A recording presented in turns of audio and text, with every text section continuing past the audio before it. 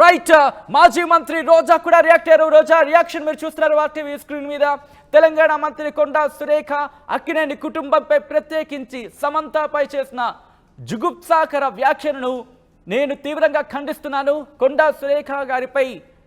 సురేఖపై BRS party అనుయాయులు చేసిన పోస్టులను సమాజం వ్యతిరేకించింది. ఆ సందర్భంగా తీవ్ర వేదనకు గురైన ఐయామ్ కొండా సురేఖ అంటూ కొండా సురేఖ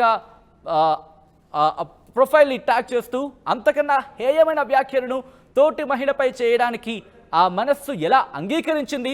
మీకు మీ ప్రత్యర్థులకు ఉన్న రాజకీయ వివాదాల్లోకి సంబంధం లేని మహిళను తీసుకురావడం దుర్మార్గం. ఆ పని మహిళే చేయడం మరింత బాధిస్తోంది అంటూ కూడా మాజీ మంత్రి రోజా సెల్వమణి ట్వీట్ చేశారు.